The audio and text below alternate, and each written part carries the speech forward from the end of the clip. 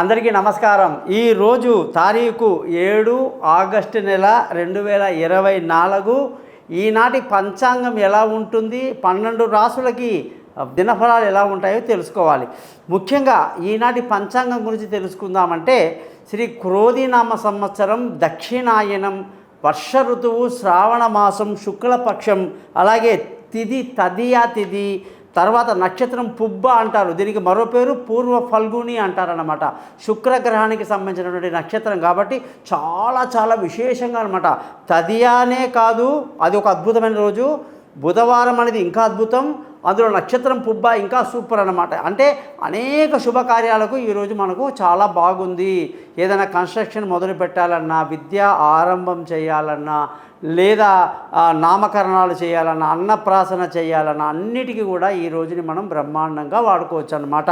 మరి ఈనాటి గ్రహస్థితులను బట్టి చూసుకుంటే మేషరాశి వాళ్ళందరికీ కూడా ఈరోజు ధనయోగం బాగుంది, కుటుంబ సంతోషం బాగుంది, పిల్లలతో సరదాగా ఎంజాయ్ చేస్తారు. ముఖ్యంగా భార్యాభర్తల మధ్య చక్కటి సయోధ్య కలిగి బాగుంటారు. ఉద్యోగం చేసే వాళ్ళకి మంచి పేరు ప్రఖ్యాతులు, వ్యాపారంలో మంచి లాభాలు ఖచ్చితంగా ఉంటాయి. మీరు ప్రతిరోజు కూడా కుజ మంత్రాన్ని 7 సార్లు చదవడం మర్చిపోవద్దు. వృషభ రాశి వాళ్ళందరికీ 7వ తారీఖు ఆగస్టు నాడు ఎంత బాగుందంటే వీళ్ళకి బ్రహ్మాండంగా అనుకున్న పని అనుకున్నట్టు జరగటం, మానసికంగా ఉన్న కోరికలన్నీ తీరటం, విలువైన వస్తువులు సమకూర్చుకోవటం ఇత్యాదివన్నీ చాలా బాగుండి తల్లి ఆరోగ్యం బాగుంటుంది. ముఖ్యంగా ఉద్యోగంలో అంతా మంచి పేరు ప్రఖ్యాతులు, వ్యాపారంలో మంచి లాభాలు ఉంటాయి. మీరు రోజు శుక్ర మంత్రాన్ని 20 సార్లు చదవండి, సూపర్గా ఉంటుంది. మిథున రాశి వాళ్ళందరికీ కూడా ఈరోజు బంధువుల రాక,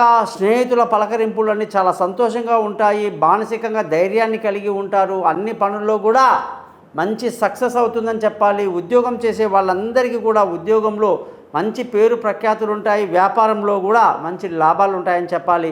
మరి మిథున రాశి వాళ్ళందరూ కూడా బుధ మంత్రాన్ని 17 సార్లు చదువుకోవటం చాలా మంచిది.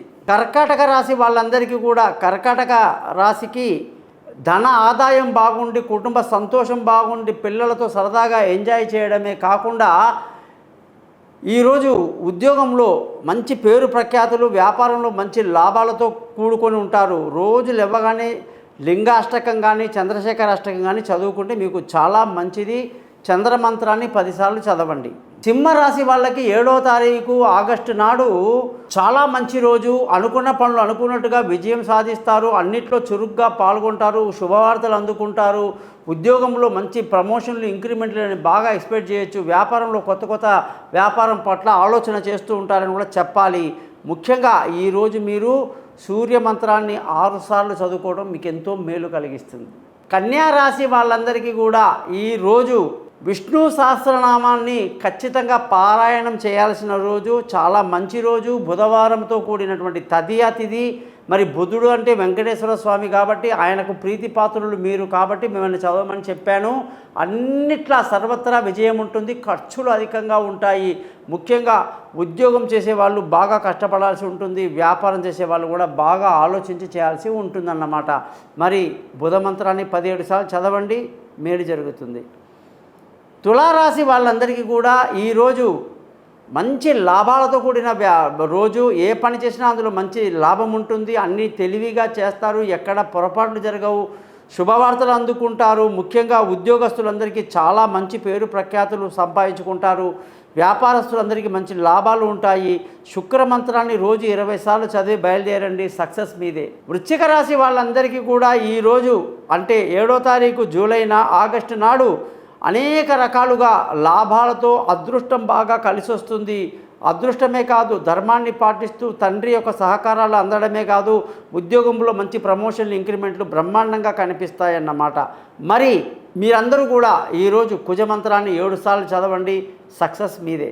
ధనుస్సు రాశి వాళ్ళందరికీ కూడా 7వ తారీఖు ఆగస్టు నాడు ఈ మంచి పేరు ప్రఖ్యాతులు సంపాదించుకుంటారు. కీర్తి ప్రతిష్టలు పెంచుకునే విధంగా ఉంటాయి మీ పనులన్నీ కూడా.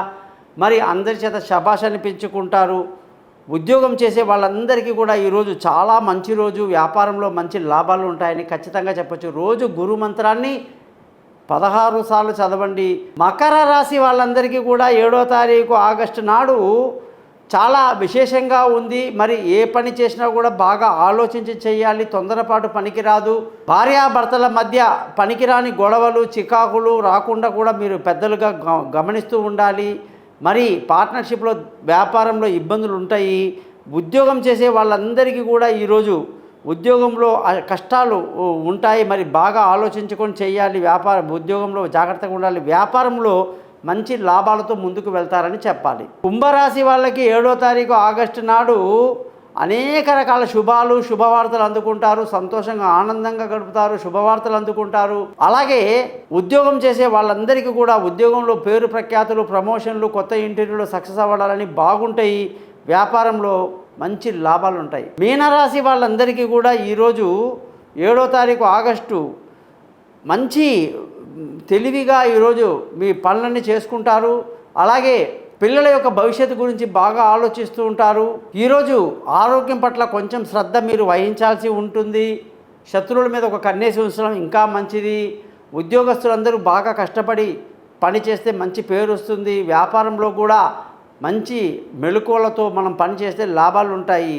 మరి మీనరాశి వాళ్ళందరూ కూడా గురు మంత్రాన్ని రోజు 16 సార్లు చదువుకోవాలి. మకర రాశి వాళ్ళు, కుంభరాశి వాళ్ళు శని మంత్రాన్ని 19 సార్లు చదువుకోవడం ఎంతో మేలు కలిగిస్తుంది. మరి చూశారు కదా 12 రాసులకి ఈరోజు ఎలా ఉందో. మీరందరూ కూడా శ్రావణ మాసాన్ని బాగా ఎంజాయ్ చేయండి. మరి శ్రావణ మాసం అంటే చాలా ప్రత్యేకతతో కూడిన మాసం కాబట్టి ఈ మాసం అంతా కూడా అనేక శుభకార్యాల్లో పాల్గొంటూ ఉంటాం మనమంతా కూడాను. మరి మీరందరూ మీ జాతకాలు చేసుకోవడానికి కోసం ఈ మాసం మంచిదిగా భావించి మీ date of birth, time of birth, place of బర్త్ని నా నెంబర్కి పైన ఇచ్చాను. దానికి పంపిస్తే మీ జాతకం మొత్తం రెడీ అవుతుంది. మీతో ఫోన్లో 20 నిమిషాలు మాట్లాడి మీ జాతకాన్ని బాగా ఎక్స్ప్లెయిన్ చేసి మీ లక్కీ నెంబర్ ఏంటి, లక్కీ డేస్ ఏంటి, లక్కీ ఏజ్ ఏంటి, మీ లక్కీ స్టోన్ ఏంటి, అన్ని వివరాలతో పాటు మీ జాతక కుండలి మొత్తం చదవడం జరుగుతుందన్నమాట. అలాగా మీకు ఆ 50 పేజీల జాతకాన్ని మెయిల్ చేయటం జరుగుతుంది. ఈ జాతకం మొత్తం కూడా మీకు 20 నిమిషాలు మీకు చదివి వినిపిస్తామన్నమాట. అద్భుతంగా ఉంటుంది. ఏమీ వరి లేదు. మీరందరూ కూడా నాతో జాతకం చెప్పించుకున్న ఆశిస్తూ ఈ యూట్యూబ్ ఛానల్ని సబ్స్క్రైబ్ చేస్తారని ఆశిస్తూ దీనికి తగిన గురుదక్షిణ ఉంటుంది, మర్చిపోకుండా చేస్తారని ఆశిస్తూ సెలవు తీసుకుంటారు. మీ గోపాలయ్య.